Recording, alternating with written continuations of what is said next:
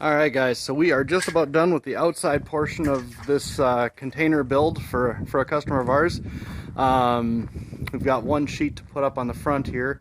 He wanted that in place to block the summer sunshine because the summer the sun will set back kind of that way. That one's for Omar. So anyway, this will block most of the sun coming in. We talked about doing them, the sheets vertically or horizontally and whatever, and decided on doing it this way. So, but that's pretty much it other than putting the gutters up on the outside. And now we are moving to the inside. We've cut this one out. It's just going to be an open, not doorway, just whatever, passageway between the two containers. And then we're going to cut another hole down at the end here. Basically the same size, centered on the 20-foot container that's on the other side. And got my little plasma cutter here.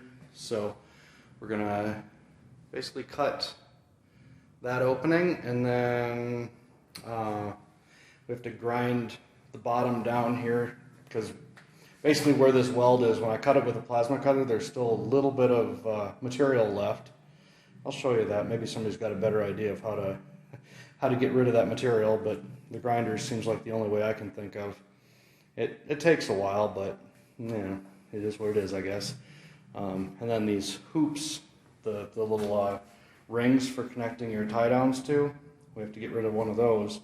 Same deal, I'm just using the cutoff wheel to try to cut it at the floor there, but you're left with a little bit of material sticking up, and it takes a bit to grind that off with the the strength of the welds that they have in here. It's not soft metal once it's welded on there. But we ground this side here down, and what we're going to do is take that piece of 3-inch and kind of use it to do a transition between these two containers, because they're just set on the ground and they're not perfectly level. And then I'm going to run purlin up the sides just as a bit of trim, and then some 4-inch bar stock across the top just to close that off. So anyway, I guess that's what we're up to. I'm going to get back to work and we'll show you some stuff along the way. Alright guys, so I got started hooking things up to start plasma cutting this hole over here, and my plasma cutter started making a bunch of noises, hissing and being crazy without even having power to it. Turns out there's a little tiny piece of plastic tubing that goes on the bottom of this air dryer, and there was a little crack in it, so pulled that piece off, and now I'm going to, oh no, that sucks. Well, that hose isn't, oh, I see. They put a piece of hose inside of a piece of hose. Unbelievable. That's why it was leaking. So this little piece of hose had pulled out most of the way and was just barely in there. Alright, well, I guess I put this little piece back on there. I'm glad I didn't throw it. So, probably need to put a piece of zip tie or something around that thing to hold it in place, because it's pretty loose. Let's see how it goes though.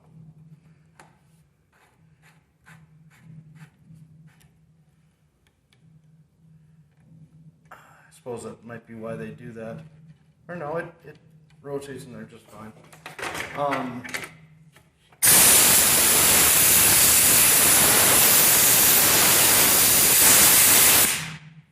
There we go. So it does seal up. It's basically where the water gets let out through the back here. So, I guess we're good enough for right now. Have to put this thing back together now. But not a bad little machine for $400, you know? And a lot of people had complained about how they didn't put any what do you call it? The schmutz that they put on here to hold hold the connectors in place, but every one of them is glued together like you'd expect. So, and all the tubes are pushed in good. It's a good machine.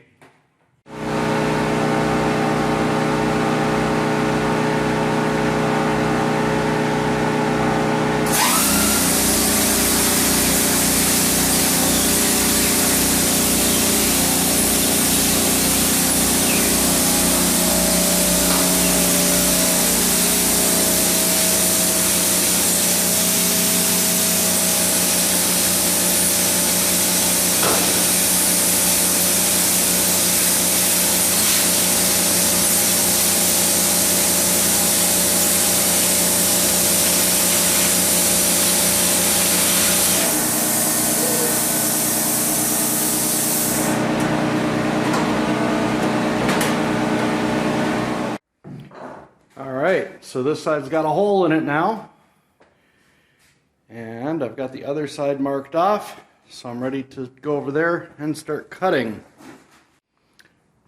So here we are.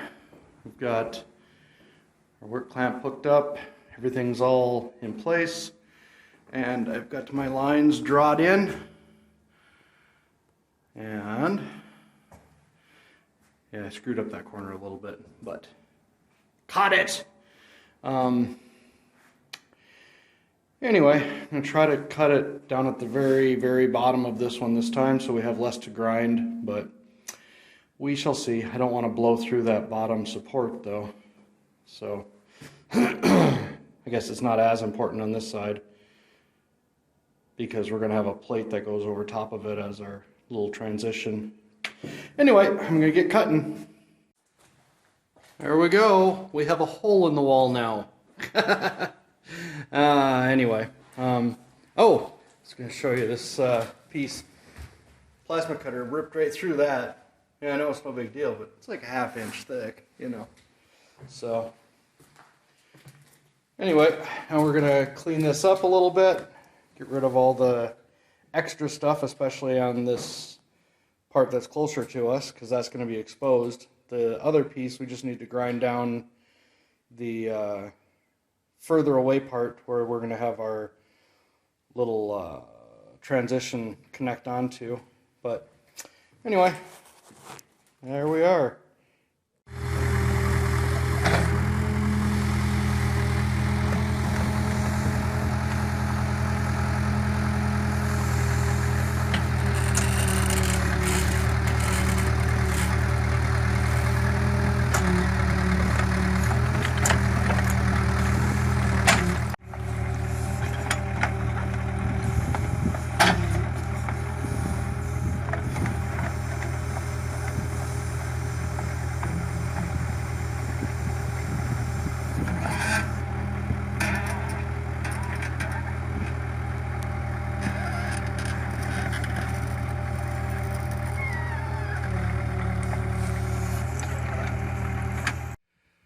Well, this has been a big project. We have a 360-foot long trench dug from our power building over to the casita. And then we have like a 30-40 foot trench from this one over, you can't really tell, but right there, going over to the shed there, so we can run power and water into there. And then there's another trench probably about 200 feet from us here that goes 100 feet, well, right over to that water tank right there. And that's where the community building will be at. And so that's another 100 and some feet off of this trench. And then today we're going to dig a trench from about 10 feet from that wall over here, over past the solar panels, and then over to about the middle of those panels on that new building, so that we can bring power over to that building and bring water and the clean water and gray water from that building, well, filtered gray water from that building, so we can have some spigots along here to water things and whatnot with the gray water that we run through the biofilter and whatnot. So, yeah, that's our big project here. We've also dug a big pit for our outhouse, which is going to be over by the, I don't know if you can see the tractor right over there, but basically we've dug a big pit about 4 foot by 6 foot and about, I don't know, 5 feet deep or so. And that one we're going to use to put a two-sided outhouse on. We were originally just going to do one, but then he said he couldn't dig a hole, you know, 4 by 4. I'm like, oh, well, if we're going to make it 6 foot wide, then whatever. We'll do a door on both sides and just make the building slightly larger. So that'll be for the campground and whatnot. And then we have this hole in the ground over here, which was actually the only part I was going to have him do the day he came out, but then we ended up, because I was going to have him level this area and dig this hole, and we were just going to talk about the trench over there, but then he's like, I can do it all today, so it all got done. So anyway, this hole is going to be where we're going to put a large tank for our gray water coming off of our sink and our shower, and also a small black water tank, like a holding tank with a grinder pump in it, which will pump it off over to our septic system someday. And these are the piles of gravel that we're going to put underneath these water tanks. And we have a trench here, which we're going to run our fresh water out of those tanks into the garage here, or workshop or whatever. And along the back wall of the shop, we're going to have you know, like our air compressor and whatnot, and also the water system. So that will feed, you know, the water system here will feed the you know, kitchen and bathroom in this building, and also pump water over to be used for the shower in the what you call it, in the shed. And if we ever finish that, I don't know, we'll see. We probably will. It'd be a nice place to take a shower in the summer rather than getting a bunch of steam and whatnot in the in our little apartment area here of the shop. And also it'll push water over to the community building, so that we don't have to have a whole water system over there. I mean, we've got the catchment tank, but that'll just be for catching water, and then we'll have that push back to our holding tanks. Anyway, so that's our project for today, is to get that big trench dug and can't remember. Oh yeah, I guess get our tanks in place.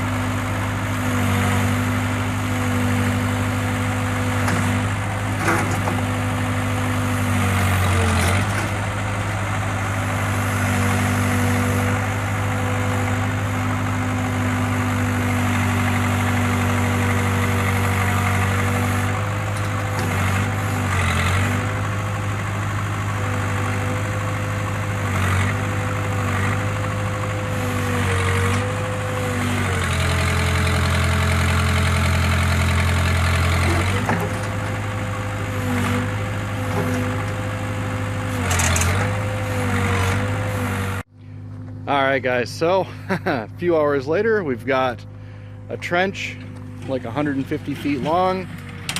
He's back to the original trench now and trying to crawl over top of the existing trench, and then he's gonna get rid of some of the creosotes and other stuff to make us a little walking path going back that way and around over to this other path, which I suppose I could have showed you.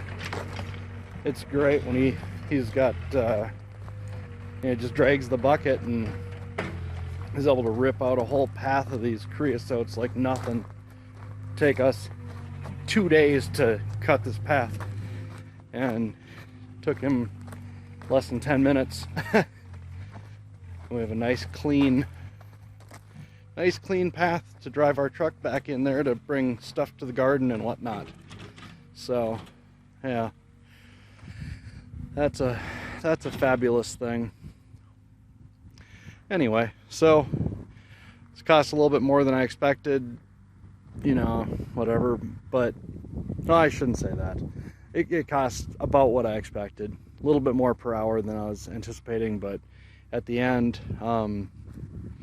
you know, even if we had went and rented the equipment, I mean, it would have cost us just as much by the time we got it done. So, you know, it's well worth it, and we were able to do other things while he was working on it. So yeah, this is good. We're gonna get our water tanks put in place. We're gonna have our big old building here with, you know, 2,400 square feet of catchment on it. I was talking to him about our sunken courtyard thing that I want to do for the house, and he said no problem. He can cut a 30 by 30, 4-foot deep hole, even with all this rock and stuff. Said it'd take him probably one day. So, you know, figure for less than $1,000 we can have that. And yeah, and I mean, by hand that would be an impossibility, but anyway, this is cool. Well guys, I was gonna go ahead and cut some tin here with this nibbler thing I bought on Amazon for like 20 bucks. I got that far with it, and some of the mechanism inside broke, so it no longer does anything. It just kind of, the drill just free spins inside of it. So, and it didn't work very well anyway, because once you got up to this point here, you had to turn it up, and the drill would have to go down, you know, past the bottom of the tin. So I ended up having to like take it out, put it in upside down, or, you know, from underneath, and cut the remainder up to the top. Then of course I had to take it back out and put it above so I could go down the other side. Yeah, that was supposed to make it easier, but nope. If it would have to have the cutting head would have to stick out the end or something so you could actually cut. I don't know. But there's a little cam inside of it, and that's broken off. So back to the circular saw, which works beautifully, and I don't know why I was looking for something else, but because you can see this other one I cut with the circular saw, it's nice and smooth and straight and whatever. This one here is a pain to, well, now I got my own son. This one here, I mean, it was a pain to keep it straight. You know, I kind of walked back and forth and whatever, because you're just taking these little tiny, I don't know if you can see those, but these little shavings out one bite at a time. And then of course you're having to control the drill and the other piece. So, and then trying to make this corner, I was trying to, I don't know. Anyway, seemed like a good idea. There's a guy out here that uses one that connects to a drill, and it must not be the one I bought, because he actually likes his. So anyway, I'll have to talk to him and figure out which one he's got. But all right, I'm gonna go cut this so we can maybe get a couple sheets up today, although the wind's starting to pick up exactly as forecast. Oh well. All right guys, so we've got these water containers here. They're 2,500 gallons each, and now we are building a frame to put around it. This is actually the bottom of it. We're cleaning this up and then going to spray paint the bottom before we flip it over, so that way, well, it gets painted, just to protect it a little bit so it doesn't rust. Doesn't rust as easily. Anyway, and then we have all this pea gravel that we got delivered that we're going to have in between each of these three, and then we'll put the containers, the water tanks, up on top of the pea gravel and link them together. There'll be a valve at each tank, and then basically they'll tie together and go down into this trench over. We tried to dig a hole in there, but I'm gonna have to get the jackhammer out to do it. Anyway, but to come inside here, and then we will have our water system in here with you know, filters and pumps and pressure tanks and all that fun stuff, and then that will feed, well, this building, like I said before, I guess, and go out to the other buildings as well. So that's the project for today. I put these little things in the corner, I don't know, little corner braces. Not sure if they'll do a whole lot, being that they're small, but we had them cut already, so I figured I'd go ahead and use them. And I bought this welder off of Amazon.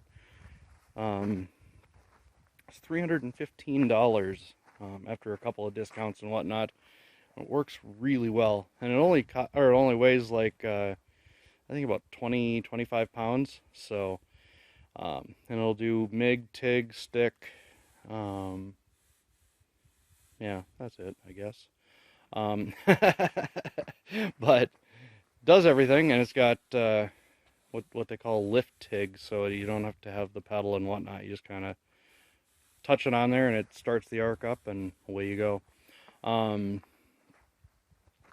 Anyway, so that's what we're doing. Okay guys, so this is, well, the site of our our current mess. It's going to be where our water tanks go at.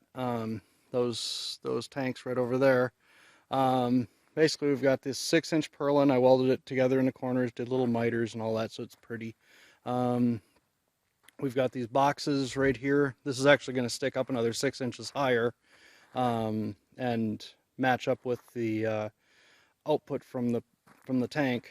And that one over there, the further away one, is our combiner box for our water lines. So we'll have these 3-inch PVC tubes coming into here, and then we'll just run our PEX through those. We're going to put insulation around the PEX, but you can see it's a good foot below ground here. Anyway, we've got pea gravel for underneath the tanks so that they aren't exposed to any sharp stuff or uneven settling or whatever. So I think that's going to work well. And then we're going to have one of those boxes, the one further away there, in the middle of this bay and in the middle of this bay. So anyway, we're going to be working on that probably tomorrow, and we'll see how far we get. Anyway, it's been about a month since I posted a video, so I guess this will serve as the update. Anyway, I'll see you guys in the next one. Thanks for watching. Bye.